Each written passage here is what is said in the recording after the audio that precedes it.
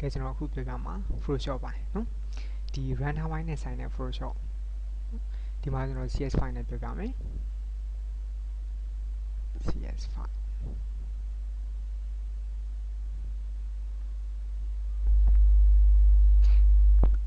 အခုနောက်ဆုံးကဘယ်လောက်ထိရောက်နေလဲဆိုတော့ Photoshop CC ထိရောက်နေပြီနော် Creative Cloud 2015အတွက်ပေါ့သူကတော့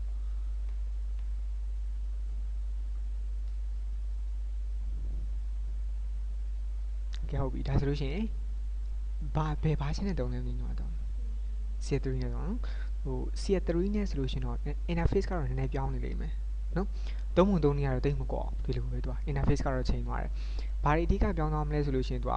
ဘာရှင်းပြောင်းပြီဆိုလို့ရှိရင်နော် CL4 ကနေစပြီးတော့ title bar တည်တတ်မလာတော့ဘူးနော် title bar တည်တတ်မလာတော့ဘူးသူက menu bar ပုံစံစလာတယ်သူကနော် menu bar လာတယ်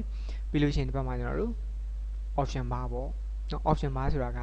tools box ထဲကရွေးလိုက်တဲ့ tool ပေါ်မူတည်ပြီးလုပ်ပိုင်ခွင့်တွေပေးသွားမယ်ပါနော် option bar ရှိမယ်နောက်တစ်ခုကျွန်တော်ဒီဘက်မှာ palette တွေရှိတယ်အများကြီးပဲ palette တွေနော် palette တွေအများကြီးတွေကမှသူက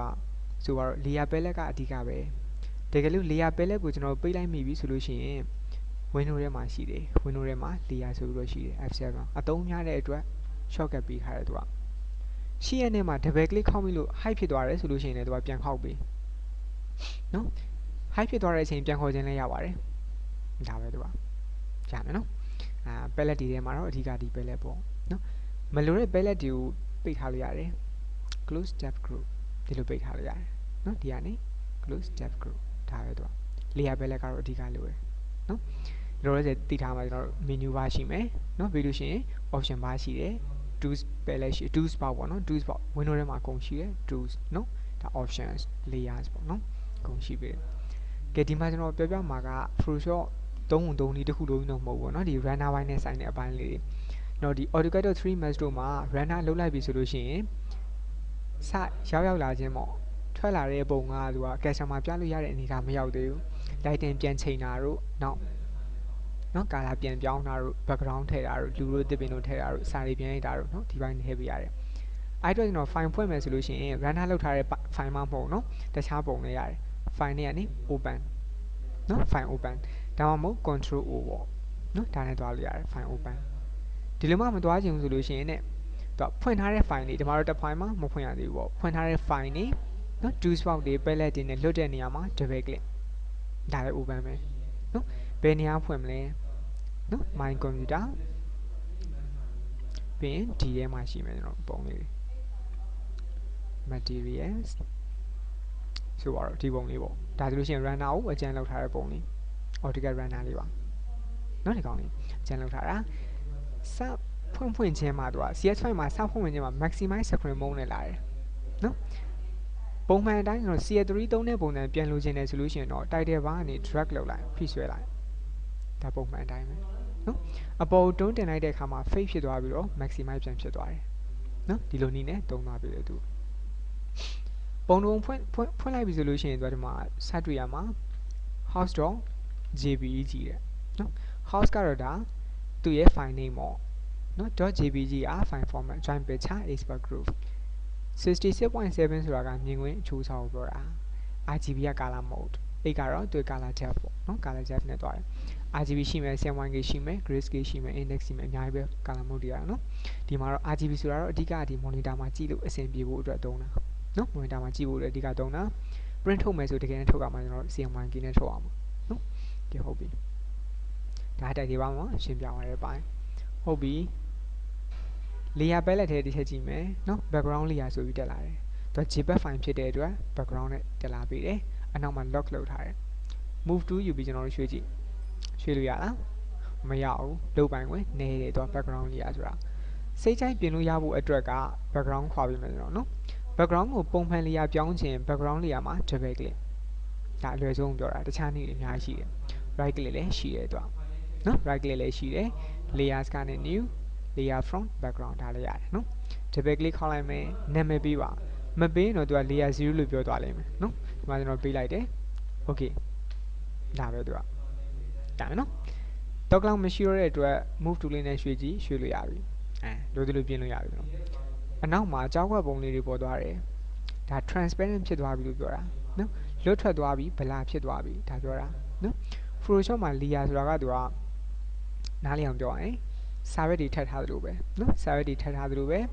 သူကအပေါ်ဆုံးစာရွက်ကပေါက်နေရဆိုလို့ရှိရင်အဲ့ကနေဖောက်ပြီးတော့အောက်ကစာရွက်ကိုလှမ်းမြင်နေရတယ်ဒီသဘောပဲသူကနော်ကဲဟုတ်ပြီအခုကျွန်တော်မြင်ကွင်းအချုံးချက်ကိုဘာနဲ့သွားလဲ scroll wheel နဲ့သွားတယ် software တင်ကားသားမှာသုံးလို့မရဘူးအဲ့ scroll wheel နဲ့နော်ဘယ်ကနေပြင်လဲဆိုတော့ edit ကနေ preference နော် general control key နဲ့သွားမယ်နော် general ရင်ခေါ်မယ် control key ပြီးရင် zoom with scroll wheel ဒီကောင်လေးဖွင့်ပေးရတယ် okay အဲ့တော့မှ wheel နဲ့အချုံးချက်လုပ်လို့ရမှာရမယ်နော်ကဲဟုတ်ပြီအခုဒီပုံမှာကျွန်တော်တို့ပြင်ပေးရမှာဒီအမဲရောင်နေဖြတ်ရမယ်နော်အမဲရောင်နေဖြတ်ရမယ်နော်အဲ့တော့မှရှုခင်းနေအစားထိုးမယ်ဖြတ်ဖို့အတွက်ကလောလောဆယ်မှာကျွန်တော်တို့ခဲပြတ်သုံးလို့ရပါတယ် eraser သုံးနိုင်တယ်ခဲနိုင်တဲ့ tools တွေအများကြီးရှိပါတယ်နော် eraser မှာလည်းသူကတစ်ချက်ကြည့်ကြည့် eraser မှာသူကဒီမှာ down arrow ရှိတယ်နော် down arrow ကတဲ့သူက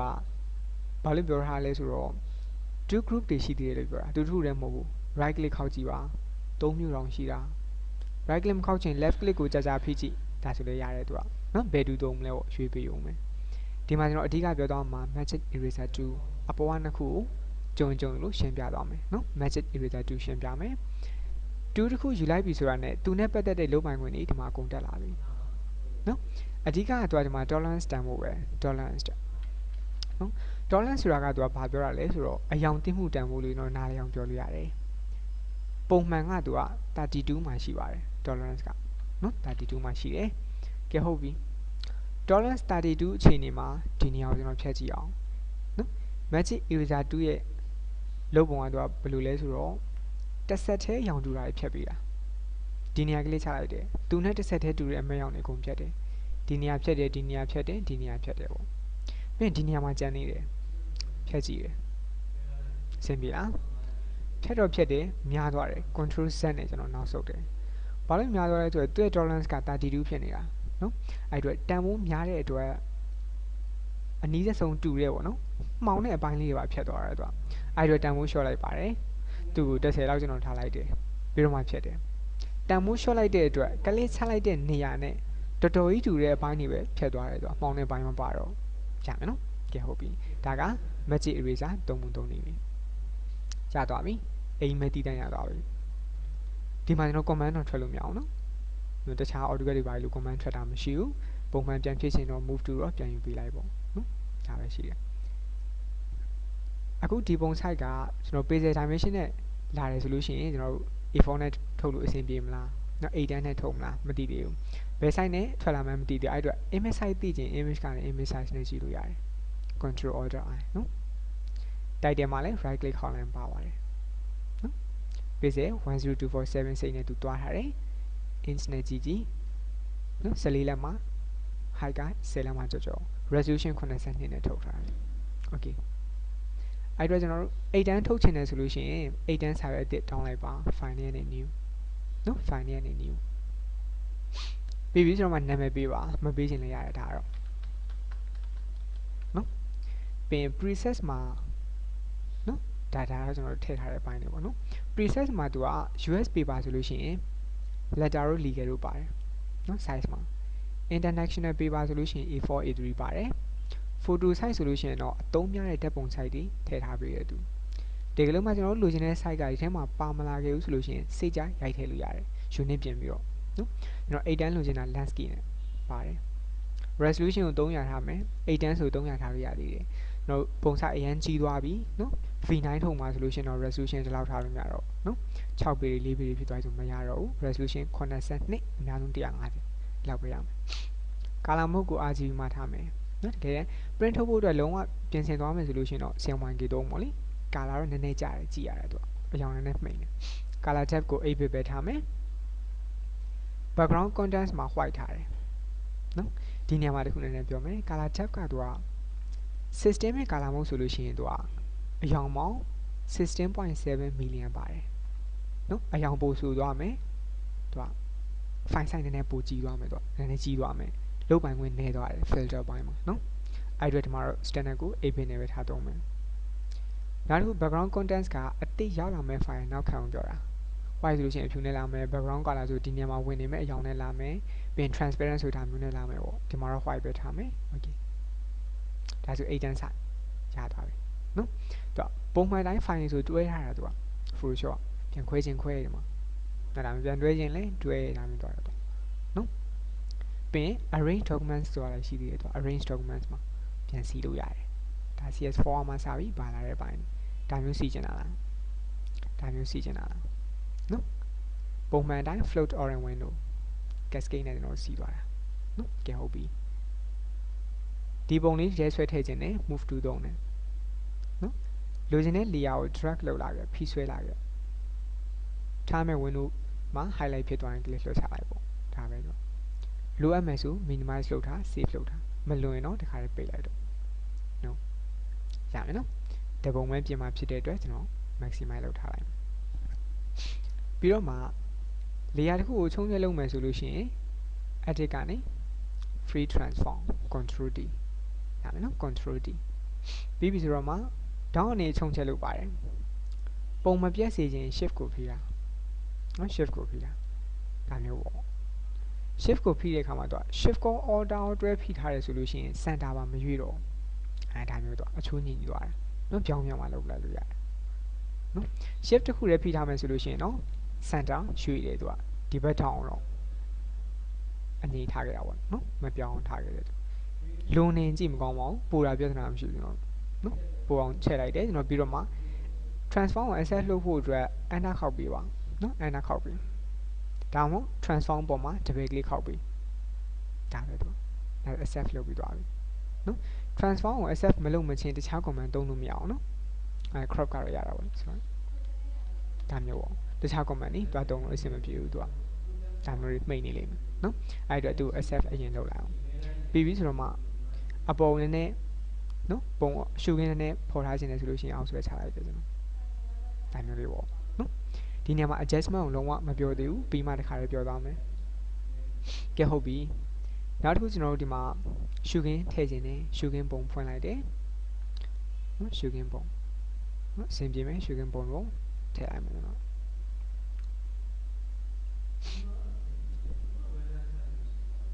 ဆိုတော့ဒါမျိုးလေးနော်ဒီပုံလေးထည့်ကြည့်အောင် drag လုပ်သွားတယ်ပြီးမလိုတဲ့ကောင်ပိတ်လိုက်တယ်ပေါ့ဒါဆိုသူဖုံးသွားပြီသူ့ layer အပေါ်ရောက်သွားတာဟုတ် layer တွေ rename လုပ်ချင် layer name လေးမှာ double click ပြီးမှနာမည်ပြင်ထားလို့ရတယ်နောက်တစ်ခုနော်ရှုခင်းကအိမ်ရဲ့နောက်မှာရှိရမှာဖြစ်တဲ့အတွက်အိမ် layer ရဲ့အောက်ကိုဆွဲချပေးပါဒါမျိုးပေါ့ layer တွေအပေါ်အောက်ရွှေ့ပြီးတော့ image က view ကိုစိတ်ကြိုက်ပြင်သွားလို့ရတယ်ဒီနေရာမှာလွတ်နေတယ်ဒါဆိုသူ့ကိုချိန်တင်တာပေါ့နော်အချုံချက်လုံးမဲ့ layer ကိုရွေးထားတယ် control D နဲ့ transform ခေါ်တယ်ပြီးရင် shift ကိုဖိထားပြီး down ကနေချုံချက်လုပ်ပေးတယ်ပြီးတော့မှ transform accept လုပ်ပေးတယ်ရမယ်နော်ကဲဟုတ်ပြီနောက်လူတွေထည့်ခြင်းနဲ့ open လုပ်တယ်လူတွေထည့်တော့မယ်နော်ပုံတစ်ပုံခေါ်လိုက်မယ်ဒီပုံလေးပေါ့နော်ဒါလေးခေါ်ကြည့်အောင်အဲ့ဒီမှာစိတ်ကြိုက်ပြင်မှုအတွက်က background တော့ခွာတင်တယ် double click ခေါက်လိုက်တယ်နာမည်ပြင်လိုက်တယ်ခဲပြက်နာမည်ကျွန်တော်ဖြတ်သွားအောင်မနော်ခဲပြက်နာမည်ဖြတ်သွားအောင်မယ် eraser ယူတယ် tolerance stand နဲ့ဖြတ်သွားတယ်ပေါ့ဟုတ်ပြီ move to ယူလိုက်တယ် shortcut တွေရှိရနော်အားလုံး move to ကတော့ V ပေါ့ဆွဲထည့်တယ်ရောက်သွားပြီလားရောက်သွားပြီနော်မတွေ့ရသေးတာဘာလို့လဲဆိုတော့အိမ်ရဲ့အောက်ကိုရောက်သွားလို့အိမ်ပေါ်ဆွဲတင်ကြည့်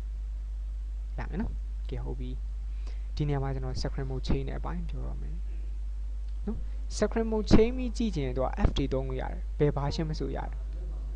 F key နှိပ်ပြီးသွားလို့ရတယ်နော်ဒီမှာလည်း chain screen mode ဆိုပြီးရှိတယ်၃မျိုးရှိတယ် shortcut တော့မပြောတော့ဘူးသူကအရင် version တွေမှာတော့ပြောတယ်သူကနော်ပုံမှန်တိုင်းဆိုတာ standard screen mode တစ်ချက်နှိပ်လိုက်ရင်ဒါ full screen sorry maximize screen mode ပေါ့ sorry ဒီကောင် full screen mode နော် full screen mode with menu bar နောက်တစ်ခုကတော့လုံးဝ full screen mode CS3 မှာဆိုလို့ရှိရင်၄မျိုးပါလာလိမ့်မယ်နော်တခြား version ကျန်တဲ့ version မှန်သမျှမှာ၃မျိုးပဲပါတယ် CS3 မှာတော့၄မျိုးပါတယ် CS3 မှာ standard second mode ပါတယ် maximize second mode ပါတယ်ပြီးရင် full second mode with menu bar ပါတယ် full second mode ပါတယ်ဒီမှာတော့ကျန်တဲ့ version တွေမှာတော့၃မျိုးကြီးပဲ standard second mode ရဲ့ full second mode with menu bar ရဲ့ full second mode ရဲ့နော် SK နဲ့လည်းပြန်ထွက်လို့ရပါတယ်ဒီနေရာအကြောင်းတွေကပုံနေမှန်နဲ့ပြင်လို့ရတယ်နော်ဒီနေရာအကြောင်းတွေပုံနေမှန်နဲ့ကျွန်တော်အကုန်ပြင်သွားလို့ရတယ်ကဲဟုတ်ပြီနေရာရွှေ့တာကို hand to သုံးမယ် hand to သုံးတဲ့အခါ space bar ကိုဖိပြီးသုံးမယ်ကျွန်တော်ဒီကနေသွားယူရင်ကြားလို့ space bar ဖိလိုက်ရင်ဘယ် 2 ပဲယူထား space bar ဖိလိုက်တာနဲ့ hand to ရပြီလေသူကနော်ကဲဟုတ်ပြီ left click နဲ့ရွှေ့သွားရုံပေါ့ကဲဒီကောင်ကြည့်အောင်နော် size ကိုမပြင်ခင်မှာမလုပ်တင်လဲသူတို့ဘေးနားတွေမှာအမဲအောင်နေ line တွေပါလာတယ်ဒါအဆင်မပြေဘူးနော်သူကပုံအသေးလေးတွေပေါ့နော်ပုံသေးတဲ့ခါမှာပြဿနာမရှိဘူးเนาะ V9 တွေဘာထုတ်ပြီးဆိုလို့ရှိရင် icon တွေလုံးဝတည်တာတယ်ဒီအနားဆုံးလေးတွေကိုဘယ်လိုဖြတ်မလဲဆိုတော့သူက layer တစ်ခုရဲ့အနားဆုံးကို selection ဝင်စေခြင်း layer tab နည်းမှာ control P နဲ့ left click တစ်ချက်နှိပ်ဒါမျိုးသွားတယ်နော် layer တစ်ခုရဲ့အနားဆုံးတွေကို selection ဝင်စေခြင်း layer tab နည်းမှာ control left click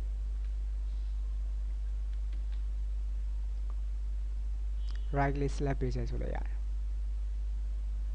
layer တစ်ခုရဲ့အနားဆုံးနေ selection ဝင်စေခြင်း layer tab နေမှာ control P နဲ့ left click ခေါက်နော်ရသွားပြီဒါလူ selection ပေးလိုက်တာနော်လူ select ဝင်သွားတာလူရဲ့ဖြောင်းဖြုံ select ဝင်စေခြင်း select ကနေ invert နော်ဒါတည်တယ်နော် select ကနေ invert ဒါဆိုလူဖြောင်းဖြုံ select ဝင်သွားပြီပြီးရင် feather ပေးမယ်ကျွန်တော်ဒီပိုင်းချက်ဖို့အတွက် select modify feather နော်ပုံမှန်ကျွန်တော်တို့တခြား version တွေမှာဆိုလို့ရှိရင် version အနှိမ့်တွေမှာဆိုcontrol order D နဲ့သွားမယ်ဒီမှာတော့ shift F6နော် feather bezel ဘယ်လောက်နဲ့သွားမလဲဟုတ်ပြီ bezel နဲ့ရှင်းပြတော့မယ်ညင်ဝင်ချက်ပါတယ်ကျွန်တော်နော်ချက်ကြည့်လိုက်အောင်မယ် cancel နဲ့ထွက်လိုက်နော်အကွက်တစ်ခွက်ကို1 bezel ဆိုပါတော့ကျွန်တော်ဒီ monitor နော်ဒါဆိုလို့ရှိရင်18ခွဲဆိုလို့ရှိရင်သူကမှာ1366 968နဲ့သွားတယ်အလျားလိုက်တိုင်း1366 pixel ပါမယ်ပြီးရင်ဒီ vertical တိုင်းက968ပါတယ်ဒါမျိုးပေါ့နော်သူကဒီမှာပြောတာကသူကဆိုပါတော့ဒီမှာကျွန်တော်ခုနကြည့်လိုက်တယ် image size 82ဒါဆို300ရှိတယ်သူကနော်300ရှိတယ်300ဆိုတာသူကတလက်မပတ်လေကိုပြောတာတလက်မအကွက်ပတ်လေမှာရှိတာကိုပြောတာမဟုတ်ဘူးအဲ့ဒါလေ horizontal တလက်မ vertical တလက်မမှာရှိတဲ့ pixel အရေးအတွက်ဒီကနေတိုင်းကြည့်သွားလို့တလက်မပြည့်ပြီဆိုအမှအကွက်300ရှိတယ်ဒါပြောတာနော်ဟုတ်ပြီကျွန်တော်ဒီမှာ feather ဘိုင်းတစ်ချက်ပြန်သွားကြည့်အောင် select modify feather ဒါဆိုရင်ဒီကောင်လေးပြဖို့အတွက်က 1.5 လောက်ဆိုအဆင်ပြေတယ်နော် double z ခွဲလောက်ဖြတ်လိုက်အောင်အဆင်ပြေပြီ okay ပြီးတော့မှ delete key နှိပ်ပေးပါ delete key သုံးပြီဘယ်နှချက်သုံးရမလဲဆိုတော့ကျွန်တော်ဖြတ်မဲ့ပုံပေါ်မူတည်တယ်ဒါဆိုရတယ်နော်ဒါဆိုရင်အနာဆုံးအမယ်ကြီးမရှိတော့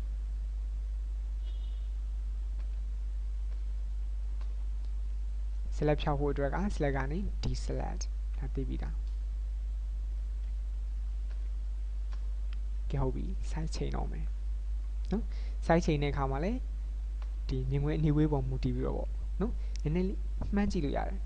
နော်ဒီတစ်ခါနဲ့နော်သူရဲ့ perspective အနေထားဒါမျိုးလေးပြန်ညှိကြည့်လို့ရတယ်နော်ဒါမျိုးလေးစိတ်ထဲမှာမြင်လေးပြေးပြီးကြည့်လို့ရတယ် control T နဲ့ transform ခေါ်တယ် shift ကိုပြီးခြုံချဲလုပ်တယ်ဒါမျိုးနောက်ပုံပြက်လို့မရတော့ဘူးဒီပုံလေးဆိုလို့ရှင်တော့ဒီလောက်ပေါ့စင်ပြေမယ်လောက်နော်ပြီးတော့မှ accept လုပ်တယ်တခြား object တွေမှာအရေးကြတယ်နော်ဒီမှာလည်းအရေးထုတ်ချင်တယ်ဆိုလို့ရှိရင်သူက layer ကနေ layer style drop shadow ဒါအလွယ်ဆုံးပဲတခြားအရေးထုတ်နေတွေအများကြီးရှိတယ်နော် layer style ကြာလာပြီ drop shadow အမှန်ကြီးပေးပြီးသားရွေးပြီးသား click and drag to reposition the effect ရွှေ့ကြည့်လို့ရပါတယ်preview ကြည့်တဲ့အချိန်လေးအဓိကပြင်ပေးရမှာ opacity နော် blending mode ပြင်လိုက်ပြီလို့အဆင်မပြေတော့ဘူးဆိုလို့ရှိရင် normal ပြန်ထားတော့ multiply နဲ့လာတယ် default opacity ချိန်တယ်နော်ရိတ်ကအနူရင်ဒီပုံစံမျိုးပေါ့နော် okay လောက်ဆိုဖြစ်တယ်ပြီးရင်ရိတ်က distance ခေါင်းလည်းမထည့်နဲ့နော် size ကိုပြင်မယ်ကျွန်တော်အရေးဆိုတာနည်းနည်းတော့အနားဖွာမယ်အဲ့အတွက်ဖွာပြလိုက်တယ်ကျွန်တော်30လောက်နော် ပြီးပြီဆိုရင် distance ကို0ပြန်ထားခဲ့တယ်ကျွန်တော်တို့ပြင်သွားတာ opacity နဲ့ size okay ဒါဆိုရင်အရေးတော့ထွက်သွားပြီလူနဲ့ကတ်နေပြီအရေးနဲ့လူနဲ့ပြန်ခွဲဖို့အတွက်က layer နဲ့ layer style create layer ကိုသုံးပါတယ် effect ပေါ်မှာ right click create layer ဆိုလို့ရတယ် create layer နော်တခါတည်းမမေးပဲသူပြောသွားတယ်ထုတ်ပေးသွားတယ်ဒါကကျွန်တော်တို့နော် don't show again လောက်ထားတော့ right click create layer ပြောတယ်သူကနော် some aspect of the effect cannot be reproduced with layers တချို့ effect တွေ layer တစ်ခွဲပေးနိုင်ပါတယ်နဲ့ပြောတဲ့အခါ don't show တာလောက်ထားတယ် okay နော် cancel နဲ့တော့မထွက်နဲ့ okay ဒါဆိုတော့ဒီမှာဒါက blind ဒါက blind scale drop shadow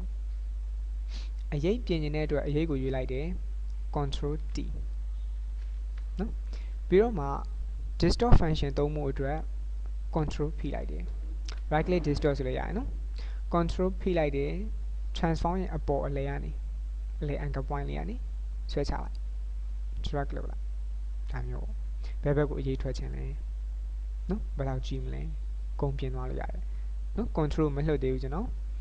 ဒီနေရာမှာအရေးဒီဘက်ကိုကြားတယ်ဒါဆိုသူတို့လည်းဒီဘက်လောက်ကိုကြားတယ်နာပေါ့ဒါမျိုးပေါ့ဒါမယ်နော်ပြီးတော့မှ accept လုပ်ပြီးတော့မှပြန်ပြင်ရင်လည်းပြင်လို့ရသေးတယ်နော်ဒီမှာ opacity တို့ fade တို့ကနေပြန်ပြင်လို့ရတယ်လူရွှေ့ခြင်းအရေးမပါတော့ဘူးအဲ့တော့လူနဲ့အရေးကို control ဖိပြီးဆက်လက်တွဲပြီးလေရတယ်နော်ပြန်အောင်မှာ link ချိန်ထား link layers နေထားပြီပြန်ဖြုတ်ခြင်းလည်းဒီကနေ unlink ပဲဒါဆိုလို့ရှိရင်တော့ဘယ် layer ကိုပဲရွှေ့အကုန်ပါလာပြီပေါ့သူကဒီထိရမယ်နော်ကဲဟုတ်ပြီနောက်တစ်ခုဒီနေရာလေးမှာတစ်ပင်တွေထည့်ကြည့်အောင်နော်တစ်ပင်တွေထည့်တဲ့အခါကျွန်တော်ဒီမှာနော်အဆင်ပြေမဲ့ပင်ပေါ့ကြည့်ကောင်းမဲ့ပင်တော့ကျွန်တော်ထည့်မပြတော့ဒီ3ခု3နီးပြလို့အဆင်ပြေတဲ့ပင်ပေါ့အဲ့ဒါမျိုးလေးနော်ဘာပဲဖြစ်ဖြစ် background တော့ခွာရမယ်နော်ဒီပုံမှာဆိုလို့ရှိရင်ကျွန်တော်ခုနသုံးခဲ့တဲ့ခဲပြက်နဲ့သုံးလို့အဆင်မပြေတော့ဘူးဒါဆိုတကွက်ချင်းစီကိုလိုက်ဖြတ်ကြတော့မဟုတ်တော့ဘူးနော်အဲ့အတွက်သူကကျွန်တော်ဖြတ်မဲ့အပိုင်းကတရောင်နဲ့ဖြူအောင်နေပြီပဲအယောင်မောင်မူ TV selection ပေးမယ်ပြီးမှဖြတ် select ကနေ color range နော်အယောင်မောင်မူ TV တော့ selection ပေးခြင်း select ကနေ color range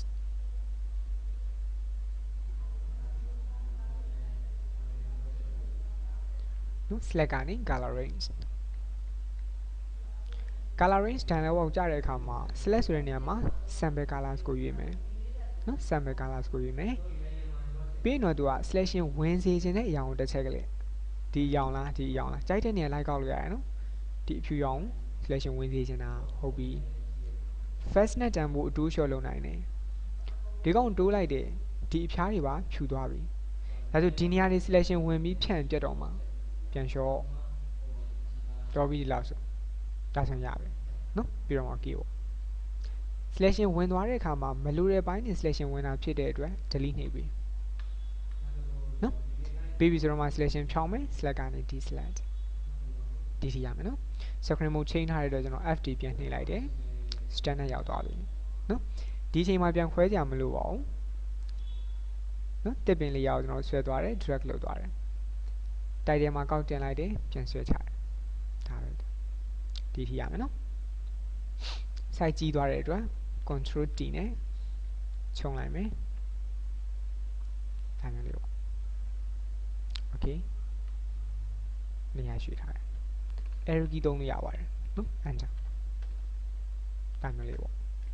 သူတို့အရေးထုတ်ခြင်းနဲ့ဆိုလို့ရှိရင်လည်းပဲ layer နဲ့ layer style drop shadow double click ဆိုလည်းရတယ်နာမည်ပေါ်မဟုတ်ပြင်ပါနော်စာပေါ် click နှိပ်တယ်အမှန်ကြီးပေးုံမဟုတ်စာပေါ် click နှိပ်တယ်ပြီးမှ effect ထည့်တယ်ပေါ့ opacity ပြင်တယ် size ပြင်တယ်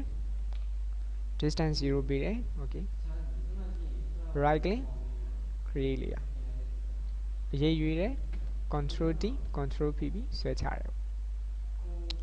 okay accept လုပ်တယ်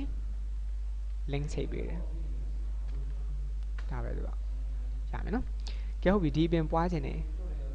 ဆိုလို့ရှိရင်တော့သူကဘာလုပ်ပေးလဲဆိုတော့ alter နဲ့ပွားလို့ရတယ်နော် layer တွေပွားခြင်းတယ်ဆိုလို့ရှိရင်ပုံမှန်အတိုင်းပွားခြင်းတယ်ဆိုလို့ရှိရင် move tool လေးယူထားတဲ့အချိန်မှာ alter ဖိပြီးဆွဲသွားရုံပဲ drag လုပ်သွားရုံပဲဒါမျိုးပေါ့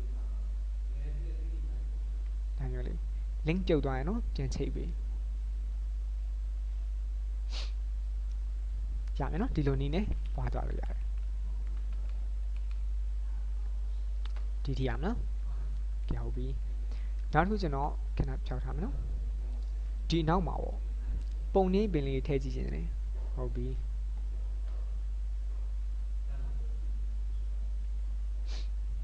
ဆိုတော့ဒါမျိုးလေးပေါ့နော်ဒါမျိုးပုံလေးထည့်ကြည့်အောင်ဒီမှာဆိုကျွန်တော်တို့ select ကနေ color range ကိုသုံးသွားလို့ရတယ်ခဲပြနဲ့လည်းဖြတ်လို့ရတယ်နောက်ဒီမှာကျွန်တော် select ကနေ color range သုံးလိုက်မယ်တခြား command ပြလို့အဆင်ပြေအောင်ဒီပိုင်းနေဖြတ်ချင်တာ first နဲ့အတူ show လုပ်ပေးတယ် okay ပြီးတော့မှ background ခွာတယ်ဆိုတော့ delete နော် select ဖြောက်တယ် select ကနေ deselect ဒါဆိုဒီနေရာကြီးပြတ်ကုန်ပြီကြည့်မကောင်းတော့အဲ့အတွက်ဒီနေရာပုံရိပ်တွေကို copy ကူးပြီးဒီမှာပြန်ထားရင်တော့အဆင်ပြေလိမ့်မယ်အဲ့အတွက်3နိုင်တဲ့2က clone stamp 2တဲ့ shortcut က s နဲ့သွားတယ်နော် clone stamp 2ယူလိုက်ပြီဆိုတာနဲ့သွားဒီမှာ right click ခောက်ကြည့်ပါနော်ဒီ brush preset တွေရွေးလို့ရတယ်ပုံစံတွေအများကြီးပဲနော်တကယ်လို့မှအဆင်မပြေဘူးရွေးရတာ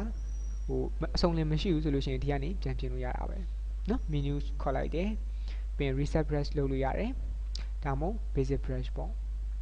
okay ဆိုလို့ရှိရင်ဒါတွေပြောက်ပြီး basic brush ပဲရောက်လာလိမ့်မယ် append ကိုသုံးတယ်နော်ရှေ့ကယူထားတာလည်းမပြောက်ချင်ဘူးဆိုလို့ရှိရင်အောက်ဆုံးမှာသွားကြည့်ပါကျွန်တော်ယူထားတဲ့ဘိုင်းနေရှိတယ် basic brush ပေါ့ဒါတော့နော်အဲ့ဒီမှာသူကတက်နေကျွန်တော်လည်းချဲလိုက်အောင်မယ်အနားဖွာရနဲ့ပြတ်သားရနဲ့ရှိတယ်အနားဖွာရဆိုလို့ရှိရင်ယူတဲ့အခါမှာကျွန်တော်ဘေးနားတွေက filter ပေးထားသလိုဖွာတော့နော်အဲ့အတွက်ကျွန်တော်ဒီမှာနည်းနည်းပြတ်သားနိုင်တဲ့ကောင်ယူလိုက်မယ်ဆိုတော့ဒါမျိုးလေးနော်19လောက်ကျွန်တော်ယူလိုက်တယ် size ကိုတော့တွန်ဝင်းစားတွန်ဝင်းမိတ်နဲ့သွားမယ်လက်သေးဝင်းမဟုတ်နော်တွန်ဝင်းစားတွန်ဝင်းမိတ်နဲ့ right click မှာလည်း size တွေခြုံချဲလုပ်နိုင်ပါတယ်နော် preview ကြည့်ကြည့်ပေါ့ဒါမျိုးလေးနော် enter နော်တခုရှိတာ Photoshop ရဲ့ tools တွေတွေ့နေရဖို့အတွက်က caps lock ကိုပိတ်ထားရတယ် caps lock ပွင့်နေနော်ဘာမှတွေ့ရမှာမဟုတ်ဘူးတော့နော်ဒီပုံစံနေမတွေ့ရတော့ caps lock ပိတ်ထားပြီပါစာရေးလို့လိုအပ်မှတော့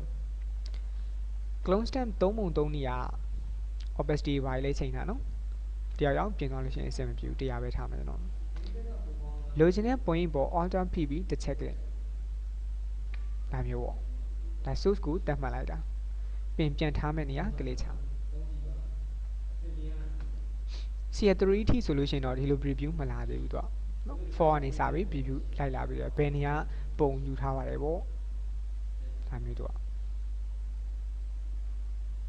alter ဖိပြီးလိုချင်တဲ့ပုံတစ်ချက်ကလေးပြန်ထားမယ့်နေရာတစ်ချက်ကလေး alter ဖိပြီးလိုချင်တဲ့ပုံတစ်ချက်ကလေးတည်းပြန်ထားမယ့်နေရာတစ်ချက်ကလေးတည်းဒါမျိုးပေါ့ရမယ်နော်ဒီနေရာယူလိုက်တယ်ဟုတ်ပြီဒီနေရာမှာ click ချပြီဆိုဒီနေရာလေးမှာအပေါင်းလေးပေါ်သွားတယ်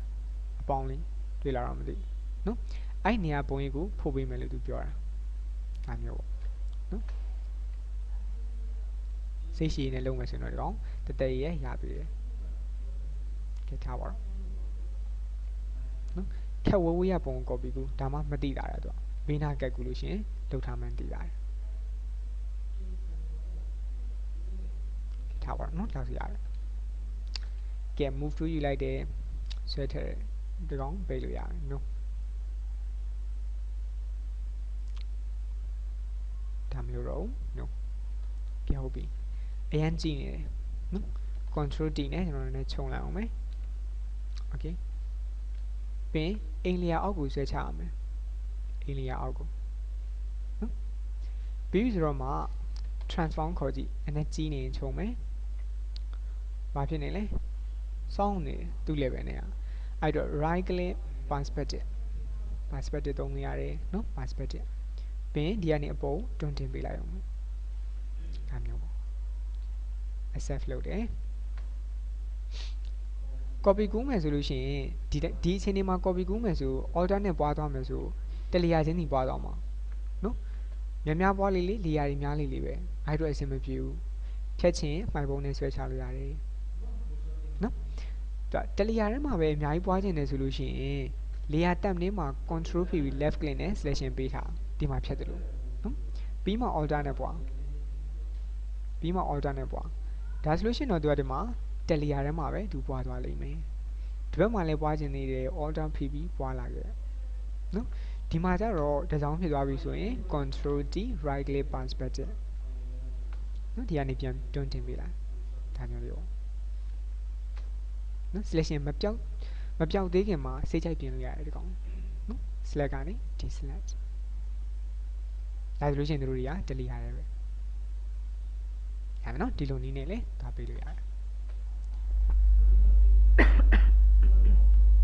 အချိန်ရတယ်နော်ကဲဟုတ်ပြီဒါကအပင်နေထည့်သွားရမှာ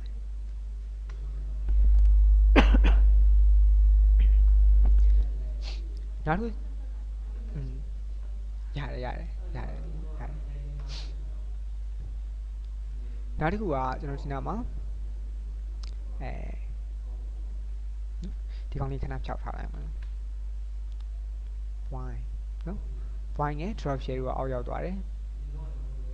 ကတ်ထားတယ်နော်ခဏဖြောက်ထားမှာတို့ဒီ body ကိုအောက်မှာကျွန်တော်ကားလေးထည့်ကြည့်အောင်နော်ကားပုံလေးထည့်ကြည့်အောင်ဟုတ်ပြီကားဟုတ်ပြီနော်စင်ပြေတဲ့ကားထည့်ရမှာဒီမှာတော့နော်သူ body ကိုအောက်မှာဝင်ဆန်းနိုင်မယ်ကားပေါ့နော်ဒါဆိုတော့မရတယ်ဒီကောင်အဆင်ပြေတယ်နော်ဒါဆိုရင်လည်းရတယ်ပေါ့နော်ဘာလို့ရှိအောင်လဲဒီကောင်လည်းရတယ်နော်ဒါဆိုလည်းအဆင်ပြေโอเคဟုတ်ပြီဒီနေရာမှာကျွန်တော်တို့သိတဲ့ eraser tool နဲ့လည်းအဆင်မပြေတော့ select ကနေ color range နဲ့လည်းအဆင်မပြေတော့နော်အကောင်းဆုံးတော့သူက pen tool သုံးသွားမယ်နော် pen tool ပြီးနှိပ်ကြည့်လိုက်ပါနော်သူက Photoshop စသုံးခါသားဆိုလို့ရှိရင်တော့သူက tool usage တွေကိုသိပေမဲ့ i2 ဘယ်နှရှိလဲဆိုတာရှားတာခက်နေသေးတယ်အဲ့တော့ shortcut နဲ့တွဲမှတ်လို့လည်းရတယ် P set နှိပ်လာတယ်တစ်ခုရှိတာကကျွန်တော်တို့ဒီမှာဒီ Zoji မှာ Alpha Zoji ဖြစ်နေပြီဆိုလို့ရှိရင် Photoshop မှာ shortcut တွေပေးမသုံးတော့ဘူးဗျာဒါမျိုးပေါ့ Alpha Zoji Control Shift နှိပ်မိထားပြီဆိုလို့ရှိရင်ပေးမသုံးတော့ဘူးကျွန်တော် P နှိပ်လည်းမရတော့ဘူးအဲ့တော့ Control Shift ပြန်နှိပ်ပြီးဒါဆိုတော့ရတယ်တော့နော် Pen tool မှာ right click ခောက်ကြည့်5မျိုးတောင်ပါလိမ့်မယ်တကယ်သုံးသွားမှာကျွန်တော်တို့အပေါ်ဆုံး pen tool free form pen မသုံးပါဘူးသူက Canon ဆွဲသူ drag လုပ်သွားတာဒီကောင်တွေကို shortcut နဲ့သုံးသွားမှာကဲဟုတ်ပြီ pen tool ယူလိုက်ပြီဆိုလို့ရှိရင် pen option ချက်သတိထားပါနော်နောက်ထွက်တဲ့ version တွေမှာ drop down လေးနဲ့ယူရတယ်ဒီမှာတော့သုံးပါမယ်အလဲကောင် pass ကိုရွေးမယ်နော်အလဲကောင် pass ကို selection ပေးမှာမဟုတ်လို့နော် pass ကိုရွေးထားမယ်တခြားပိုင်းတော့ဒါဆိုလို့ရှိရင်တော့ face pixel နဲ့သွားတာဒါဆိုလို့ရှိရင် shade layer sorry ဒါ shade layer နော် face pixel pass ကိုရွေးထားမယ်ပြီးပြီဆိုလို့ရှိရင်3ပုံ3နေရ sound ကလေးချနောက်တစ် point ကလေးချတယ်မလွတ်နဲ့哦ကလေးချပြန်ဒါမျိုး꿰ချင်တာ drag လုပ်သွားဒါမျိုးလေးပေါ့နော်꿰ပေးမယ်လိုက်တင်တယ်ပဲဒီနေရာလေးကိုအဓိကထားကြည့်နော် drag လုပ်သွားဒါမျိုးလေးပေါ့အဆုံးတက်ခဲ့တဲ့နေရာလေးမှာ alter ဖိပြီးတစ်ချက်ပြန်ကြည့် anchor point ကိုပြန်ပြီးတော့ဖြတ်ပလိုက်တာပေါ့နောက်တစ် point ကလေးချတယ်လူစီလူ꿰ပေးတယ်အဆုံးတက်ခဲ့တဲ့နေရာမှာ alter ဖိပြီးတစ်ချက်ကလေးနောက်တစ်ချက်ကလေး drag လုပ်သွားအလိုက်တင်ဖြစ်သွားရင်ဖြတ်ရမလို့နောက်ပိုင်းကျွန်တော်အလိုက်တင်ဖြစ်အောင်တစ်ခါလေးဆွဲထည့်သွားလိမ့်မယ်ဒါမျိုးလေးပေါ့နော်ဒီနေရာမှာတော့ကျန်ဖြတ်လို့ရပါတယ် sorry ပေါ်ရောက်သွားတယ် control Z နဲ့နောက်ဆုတ်လို့ရတယ်နော်သူအချိန်ကြီးအတွက်အများကြီးနောက်ဆုတ်ချင် control alt Z နဲ့သွားတယ်နော်ပြန်ဖြတ်တယ်နောက်တစ်ပိုင်းကလေးချလိုလို꿰ပေးတယ်ဒါမျိုးလေးပေါ့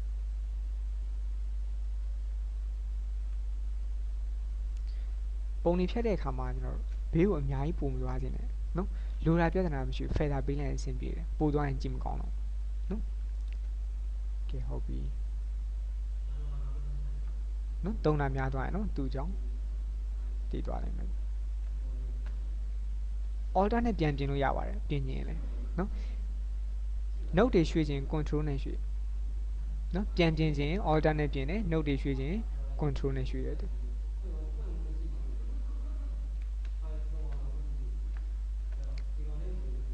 ဟုတ်ပြီဒီနေရာလောက်တော့သူရှိလိမ့်မယ်ဒါမျိုးလေးပေါ့ alter နဲ့ဖြတ်တယ်နော် alter နဲ့ပဲပြန်ပြင်ပေးတယ်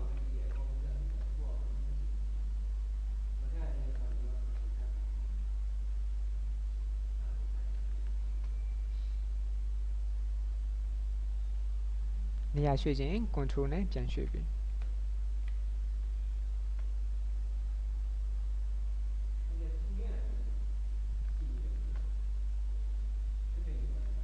ကဲဟုတ်ပြီစာမတ်နဲ့ပြန်ဆုံတဲ့အခါ pointer မှာအလုံးလေးပေါ်တယ်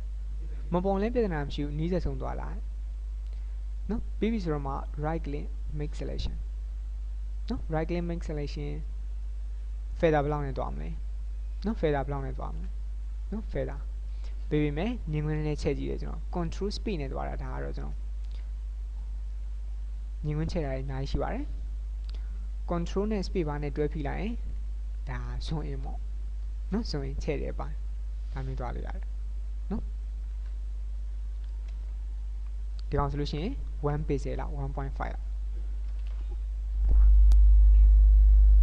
feather မပေးလို့တော့မကောင်းဘူးနော် feather မပေးဘူးဆိုလို့ရှိရင်အရင်ပြတ်သားပြီးတော့ပုံကြီးကလောက်ထားမှန်းသိရတယ်အနာဖောက်အောင် 1.5 လောက်ပေးလိုက်တယ် okay နောက်ပြီးလက်ရှင်းဝင်သွားပြီနော်အဲ့ချိန်မှာပန်တူးနဲ့သွားကလေးမချမိသေးနဲ့နော်ပန်တူးနဲ့ကလေးချလိုက်မိတယ်ဆိုလို့ရှိရင်လည်း SK ကိုအချင်းချင်းနှိပ်ပြီးတစ်ချက်နှိပ်လို့မရသေးဘူးနော်တစ်ချက်နှိပ်လို့မရသေးဘူးအတွက်ကြံနေတယ်ဒါလေးကနော်အဲ့ကြံကျွန်တော်တုံးရတာအဆင်မပြေတော့ဘူးနော်ဘယ်နေရာရှိမှမသိတော့ဘူးဆိုလို့ရှိရင်တော့ pad spell ထဲသွားပြီး word pad ကို delete လုပ်ပြီးနော်ရှာမတွေ့တော့မှာပေါ့ screen mode ပြန်ချိန်တယ် move to ယူတဲ့ V နဲ့သွားတယ် selection area အတွင်းထဲကနေဆွဲသွားမယ်နော်အတွင်းထဲကနေဆွဲသွားမယ် okay ဒီကောင်မလို့ရင်ပေးလိုက်တော့ဒါမျိုးလေးပေါ့နော် size ကြီးနေတယ် control D နဲ့ခြုံပေးတယ်ပေါ့နော်ခြုံပေးတယ်ဒါတော့ lighting ကတော့တော်တော်ကြီးကွာနေပြီနော် adjustment ပိုင်းကျွန်တော်မပြောရသေးဘူးနော်ခဏထောင်လောလောဆယ်မှာ adjustment ပိုင်းဆိုတာထက်ဘာအဆင်မပြေဘူးလေတကယ်ဆိုသူကဒီမှာတိုင်းရဲ့အနောက်ကိုရောက်နေအောင်ပါလေအဲ့ဒါအဓိကပဲနော်နည်းလေးခြုံလိုက်အောင်တိုင်းရဲ့နောက်ကိုရောက်ဖို့အတွက်ကအရင်ဆုံး rename လုပ်လိုက်မယ်ကျွန်တော်ဒါပေါ့နော် rename လုပ်လိုက်မယ်ပြီးရင်အိမ်လျာရွေးလိုက်တယ်ခဏမှိတ်ထားတယ်မျက်လုံးနော် engage layer visibility ခဏဖြုတ်ထားတယ်အိမ်လျာရွေးပြီးတော့အပေါ်မှာကွယ်စေခြင်းတဲ့အပိုင်းကို selection ကောက်လိုက်တယ်နော်ပန်တူးနဲ့ပဲကောက်သွားတော့မယ်ဒါမျိုးပေါ့အဲ့ဒါမှကျွန်တော်အရင် detail လုပ်နေတော့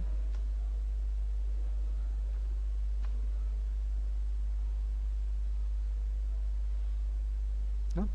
ပေးထားရတော့မပါခြင်းနဲ့ right click make selection feather လုံးဝမပေးသင့်ပါနော်မပေးသင့်ဘူးဒီမှာတော့အပေါ်မှာထပ်မဲ့ object လေးဖြစ်တယ်လို့ resolution လည်းဒီလောက်မကောင်းအောင်ဒီပုံပါနော်အဲ့အတွက်ကျွန်တော်0မှာပဲထားခဲ့တယ်အိမ် layer တော့ရွေးထားဖို့မမေ့နဲ့နော်ပြီးပြီဆိုတော့မှ layer နဲ့ new layer file copy control J နော် control J ဒီ selection အပိုင်းလေးကိုအပေါ် copy ကူးတင်လိုက်တာ okay alter ဖိပြီးတော့တ layer လေးကြည့်လို့ရတယ်ဒါ column ပေါ့နော်အဲ့ဒီ column layer အောက်ကိုကောက်ဆွဲချလာခဲ့ပါပြီးမှ column layer ကို visible လုပ်လိုက်ဒါပဲသူကနော်အောက်ဆုံးမှာအိမ်အလယ်မှာကအပေါ်ဆုံးမှာတိုင်အဲဒီလိုနည်းနဲ့တုံးသွားလို့ရတယ်ကျွန်တော်ဒါမယ်နော်ပြီးတော့မှ column နဲ့ house ကို link ချိန်ပေးလိုက်ပါ link ချိန်ပေးလိုက်နော်ဒါမျိုးလေးပေါ့ဒီထိရမယ်နော်ဒီအရေးချတဲ့အပိုင်းနေ adjustment တော့ဘာမှမပြောရသေးဘူးဒီထိရမလားဟုတ်ပြီဒါရပြီဆိုလို့ရှိရင်ဆက်ပြောလို့ရတယ် adjustment ပိုင်းပြောလို့ရတယ်အချိန်ရသေးလားရတယ်နော်ကဲဟုတ်ပြီ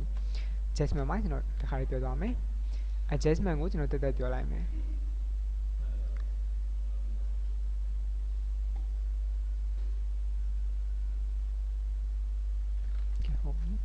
ပုံလေးပုံလောက်ကြည့်ကြည့်အောင်သူ့ကို adjustment နဲ့တုံးကြည့်မယ် adjustment ကသူက image adjustment နော်ပုံလေးနဲ့ပတ်သက်ပြီးတော့အလင်းဖောင်ပြင်နေတာဖြစ်စေ color ပြင်နေတာဖြစ်စေဒီ image adjustment ထဲမှာအများဆုံးပဲเนาะရှိပြီတယ် image adjustment ပထမဆုံးတွေ့ရမယ့်ဘိုင်းကဒီမှာ brightness contrast เนาะ brightness contrast ပုံဘယ်လောက်ထိ bright ဖြစ်မလဲဘယ်လောက်ထိပြပြသားသားဖြစ်စေခြင်းလဲဒါမျိုးသွားတယ်သူကเนาะရှော့လိုက်နော်မောင်းသွားတာပေါ့ contrast ကပြတ်သားလာအောင်လုပ်တာသူကကြည့်လိုက်တာ ਨੇ ထင်ရှားဖြစ်သွားအောင်เนาะဟုတ်ပြီ image adjustment level အလင်းမှောင်ချိန်တဲ့အပိုင်းနော်ဒီပုံကဆန်းလို့အဆင်မပြေလို့ပုံတစ်ပုံလောက်ခေါ်လိုက်မယ်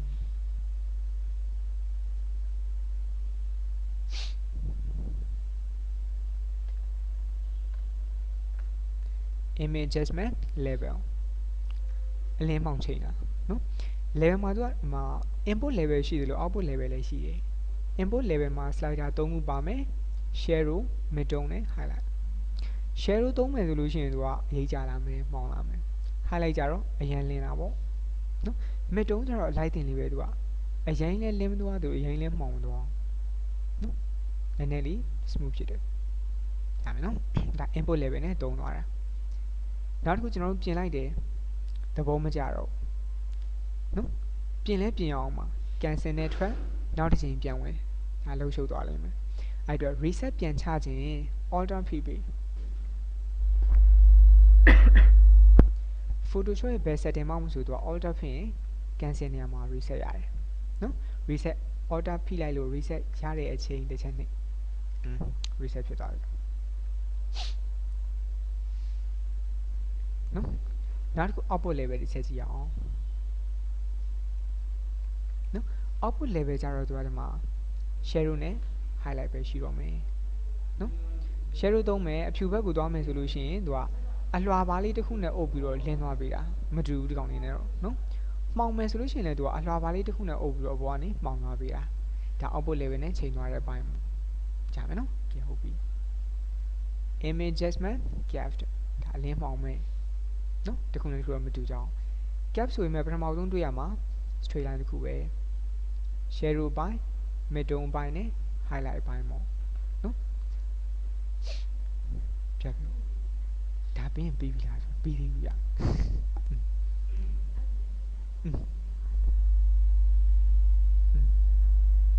ရတယ်နှစ်ပတ်နာမှာရတယ်ကဲဟုတ်ဒါလေးပြန်အောင်ပြောလိုက်မယ်နော်ကဲဟုတ်ပြီဒီမှာ midtone ကနေအပေါ်တွန်းတင်လိုက်နေလာပြီတယ်အောက်ကိုဆွဲချလိုက်မောင်းလာပြီခုန level နဲ့မတူတဲ့အချက်ကြတော့ဘာလဲဆိုတော့သူက midtone တက်လာပြီဆိုတာနဲ့ shadow နဲ့ highlight ပါအလိုက်တင်လေးတက်လာပြီတယ်နော် midtone အောက်ကိုဆင်းသွားပြီဆိုလို့ရှိရင် shadow နဲ့ highlight လည်းပြန်ကျသွားပြီတယ်နော် note တွေကိုတစ်ခုမှကသုံးခြင်းလည်းရပါတယ်နော်ပုံတွေပြင်တဲ့အခါမှာတော့ကျွန်တော်တို့note ကိုတစ်ခုလောက်ပဲထားတင်တယ် reset ချတင်တယ်ဒီမှာချပေးနောက်သူ့မှာဘာပါသေးလဲဆိုတော့သူက dropper တွေလည်းပါတယ်နော် dropper ဆိုလို့ရှိရင်သူကဒီမှာ black dropper ပေါ့နော် sample image to set black point တပုံလုံးမှာရှိတဲ့နက်ရောင်ပြည့်တတ်မှတ်မဲ့ပိုင်းတစ်ချက်ကလေးဒါမျိုးပေါ့ဒီနေရာကိုအနက်လို့ပြောလိုက်ပြီဆိုလို့ရှိရင်တခြားနေရာအရောင်ဘယ်အရောင်ဖြစ်တင်တယ်ဒီမှာအလိုက်တင်ချိန်သွားတာ white point ဒီနေရာကိုအဖြူလို့ပြောချင်တာဒါမျိုးပေါ့ gray point ဒီနေရာကိုမိခိုးရောင်လို့ပြောချင်တာဒါမျိုးပေါ့သူကအလိုက်တင်ချိန်ပြီးသွားတယ်ရမယ်နော် auto ဆိုတာတော့ software ချိန်ပေးတဲ့ link ပေါင်းပေါ့ဟုတ်ပြီဒါက adjustment နဲ့ gap ကိုပြောသွားတာရမယ်နော်ကဲနောက်မှဆက်ရှင်းမယ်